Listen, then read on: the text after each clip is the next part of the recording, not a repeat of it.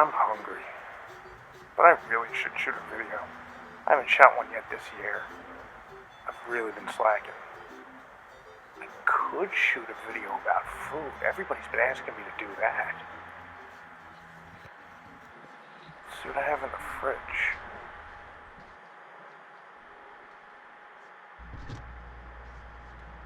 Huh.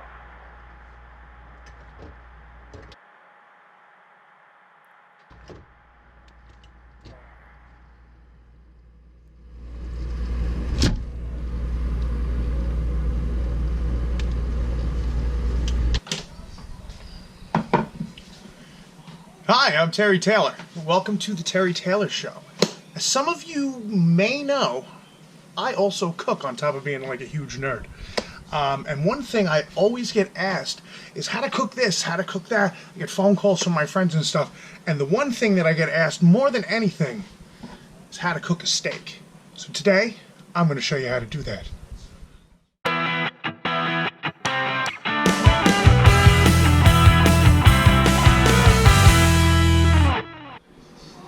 So besides being a super nerd, I'm also a cook. I'm a food lover. I love food. So one thing I get asked all the time from my friends is how to cook things, how to cook this, how to cook that. I am in the kitchen, I have a catastrophe, what should I do? But the one thing I get the most is, how do I cook a steak? So I decided I'd make a video today to show you exactly how I cook mine. First of all, I'd like to thank my friend Victor Peretz for supplying me with this gorgeous steak. It came from Corona, New York, from an Argentinian butcher, which I will place a link to them in the bottom if you're in the tri-state area. Hit them up. Anyway, Victor, buddy, this is your steak, and I'm going to cook it for everybody today. So the first thing I want to do is I want to talk about different cuts of beef. So I'm going to refer you to this diagram so we can talk about the different cuts of beef, where they come from, and the kind of treatment you should expect when handling such pieces. The one I'm cooking today is a strip steak. So the first thing you're going to want to do is you're going to want to let your steak come to room temperature. That way it cooks evenly. Otherwise, if this thing is cold or frozen, then you're going to end up with an uneven steak. It's going to be raw in the center and overcooked on the outside. And nobody wants that. Also, you want to protect your attire, because it may spit at you a little bit. Now remember, this is a nice piece of meat. You've spent money on this piece of meat. So you want to treat it well. You want to treat it with respect, and you want to cook it nicely. So therefore, you want to take your time with this. So I want to talk a little bit about what I've done to this steak to prepare it for today. No, the steak is not on drugs. What I've done is I've made a little bit of a marinade to help really boost the flavor of the meat, because I really want it to be beefy. I really want that umami, that rich umami flavor. So what this is it is a mix of soy sauce, coffee, little touch of liquid smoke, little bit of mirin to bring out the sweetness, and melted butter. And what I've done is I've taken this and I've injected it throughout this steak. By the way, you don't have to do that step. I'm just being fancy. So now the steak is resting and coming to room temperature. So after your steak is rested, you're going to want to get yourself a nice heavy bottom pan, like this guy. You're going to want a nice heavy bottom pan so that this thing conducts nice even heating. That way you get a nice beautiful sear on your steak. Make sense? You're also going to want to set yourself up with a place to rest your steak after it is done cooking. Because if you cut right into this guy before it's done, before it's not rested after it's done cooking, all the work you've done on it, all the work to get that nice juicy, that nice outer crust, that nice juicy interior is going to be gone, because you're going to slice into this before it's done resting and it's going to ooze all that out. So you got to let it calm down a few minutes after you're done. You're going to want it raised if possible so you can get air to circulate underneath it too. This is also going to help in stopping the cooking process once you have it exactly where you want it. Seem fair? Okay, so let's get this guy hot. As your pan's coming up to temperature, you're going to want to get yourself some unsalted butter. You're going to need about 2 tablespoons of it for this size steak, which is just about 16 ounces. So as this is heating up, I've added olive oil to the pan. That's just to raise the smoke temperature of the butter that I'm adding as well.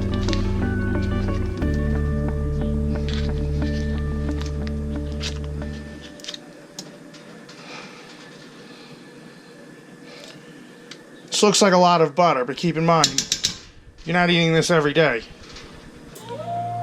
As that's heating up, what I'm going to do is lower that to about medium high, because I don't want it to start scalding. And I'm going to come over here, and I'm going to brush the steak with a little bit of olive oil. Keeping an eye on the butter the whole time melting in that pan.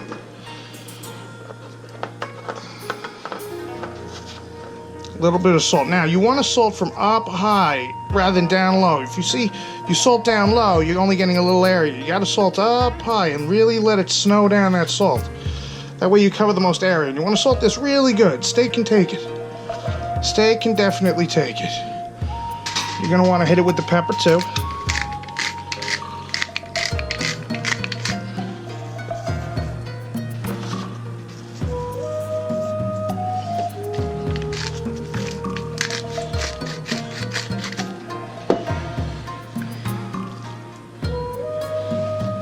Now, once you get this temperature and it's just starting to subside with the foam, then you're going to take your steak and you're going to place it in the pan. And you're going to turn it. Turn it. Turn this down, and you're just going to keep turning the steak.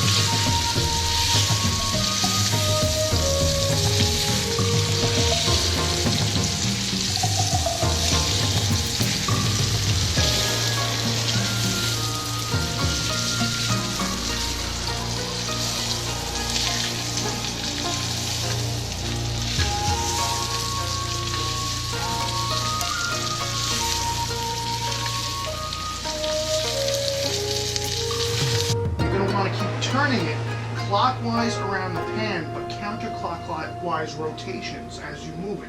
Constantly moving it the whole time. Constantly moving it. In my opinion, that's the way you're going to get yourself a nice, consistent, even sear on this steak.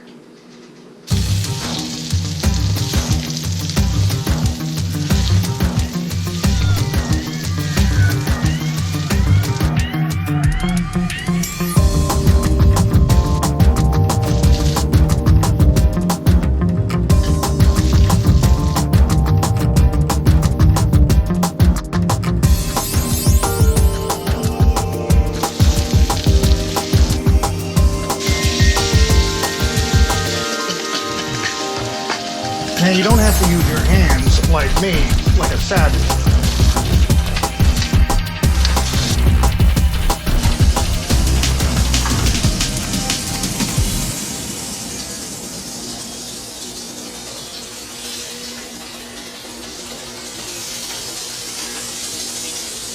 Take it good as dry, and we're going to put him in the oven.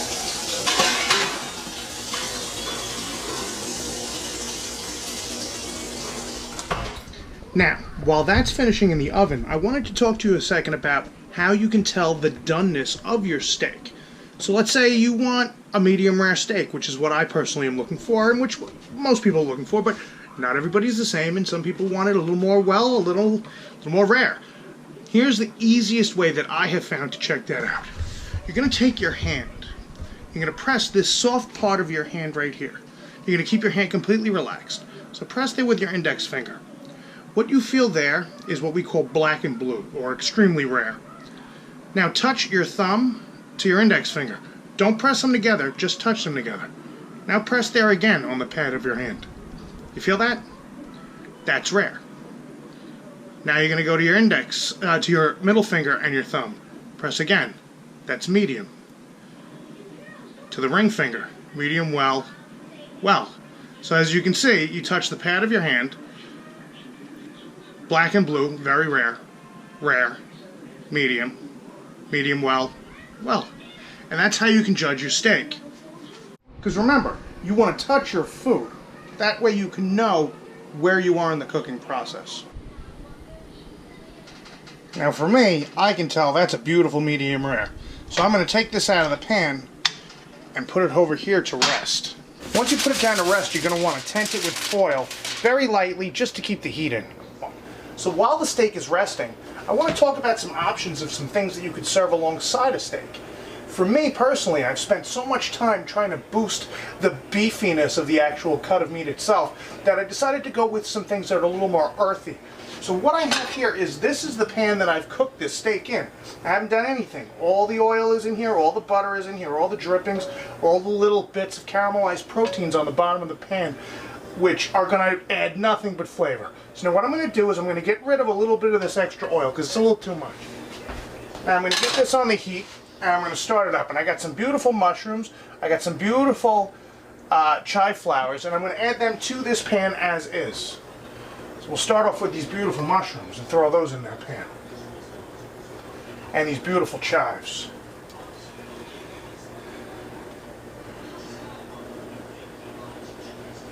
Now you want to remember, things cook at different times. So I have bigger mushrooms in here right now, and I have these smaller enoki mushrooms, which I'll add later because I don't want them to dissolve in anything.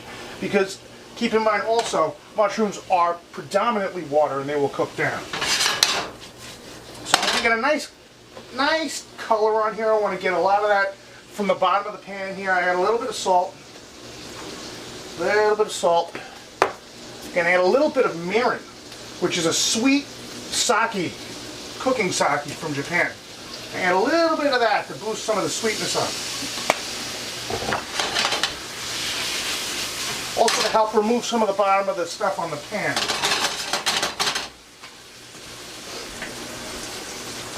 You can help it along by moving some of that, scraping some of that stuff up off the bottom.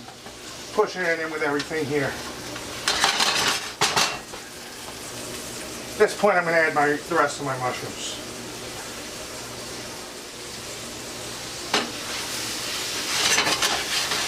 And you don't want to make this too soupy because the mushrooms are going to release their water. I only want to cook this just a little bit. Just a little more salt, a little bit of pepper. I'm going to add a little bit of paprika. This one's a picante paprika because I want to add a little bit of smokiness to it. This is a smoked paprika. Just going to add a little bit. As you can see, everything's starting to wilt beautifully. And that's it. I'm just going to turn off the heat. We're starting to get a nice color on everything here. And take that off the heat.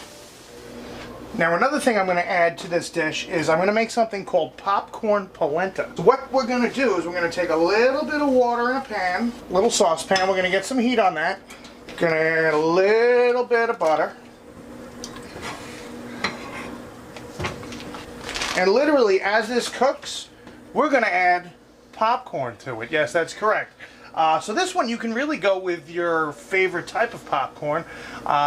For this one, I'm going to use an aged white cheddar popcorn from this great company called Gary Poppins. No, he didn't pay me for this, and I'm just giving him a plug because I like his product. We're going to start adding our popcorn. Yes, that's right. I'm just pouring popcorn into buttered water. Crazy, crazy stuff over here, folks. Crazy, crazy stuff. And really, we're just going to cook this down. And then we're going to strain out all the kernels because that's a little unpleasant. So we're going to put this through a fine strainer once we've cooked a little bit of the liquid out of it. As you can see, it's starting to get thicker. That's what we want. That's the cornstarch starting to thicken everything up as the liquid in it reduces. What I'm also doing is I'm checking the consistency as I look at the bottom and scrape the bottom. I'm also scraping up whatever's sticking to it because as things caramelize, they gain flavor. That's about the consistency we're looking for here.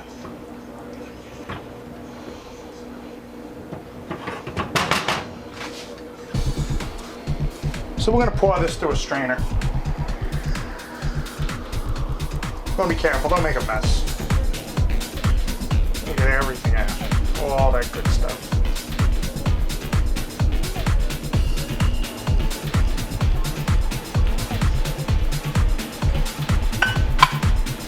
We're going to want to push it through.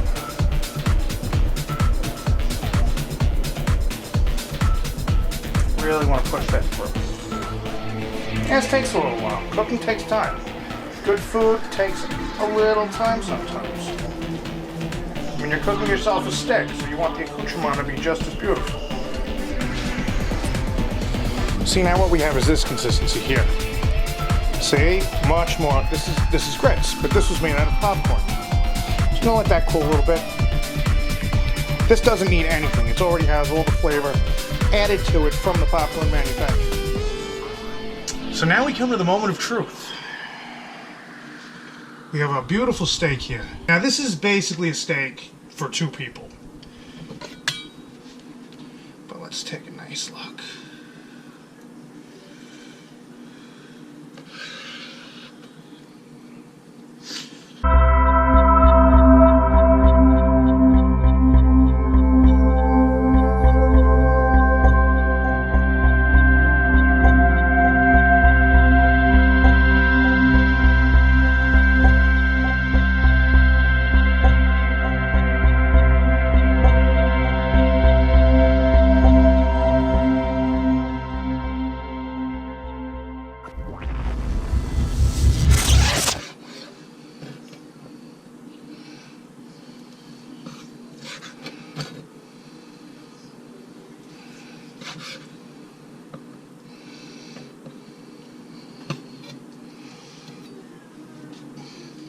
Is that not beautiful or what?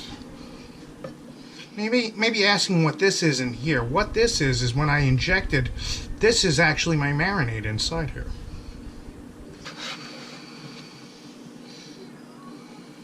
When you slice, you want to slide the blade back and forth as little as possible. I mean, look at that beautiful steak. That is just beautiful.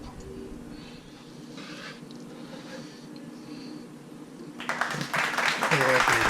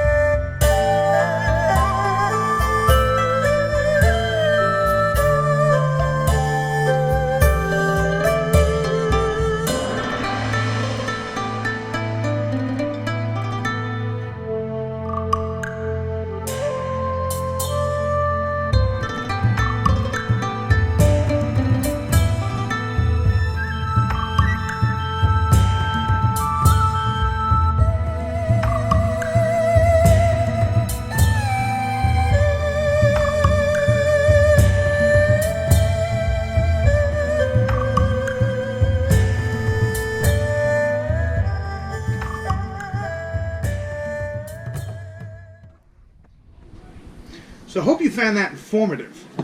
So that's how I cook my steak. So all you can stop calling me and asking me. Anyway, so let's try this steak. It looks fantastic. It smells fantastic. I'm loving all this. Anyway, let's get right in on this meat here. As you can see, I've added a finishing salt to it, and what it is it's a Hawaiian volcanic black salt, and it just adds a little more earthiness, a little more savoriness to the dish. But anyway, here goes.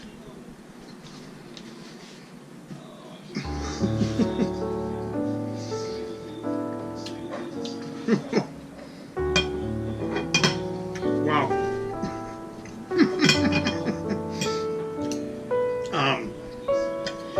I wish you could try this right now. I do hope you go out and cook yourself one of your own steaks and share a video. And if you have a different recipe or a different way that you do your steak, let me know in the comment section below. Make sure you click like, subscribe, and share. Make sure you give us a little thumbs up if you like this video. Definitely share us though, because People need to know how to make a steak. I'm tired of going to places and having really bad steaks. Oh, it just jives so well, though. The sort of funky cheesiness of the popcorn grits, the sort of earthiness of these beautiful mushrooms with a little slight bite, little slight sweetness from the chive onion, the chive flowers. Fantastic, and this steak is just fantastically cooked. It's beautiful. I mean, I don't even need teeth to eat this. It is just delicious. And hoping you enjoy your steak you make at home too. Thanks for stopping by. I hope you learned something. Take some photos, send them to me. Let me know how you think. Bon appetit.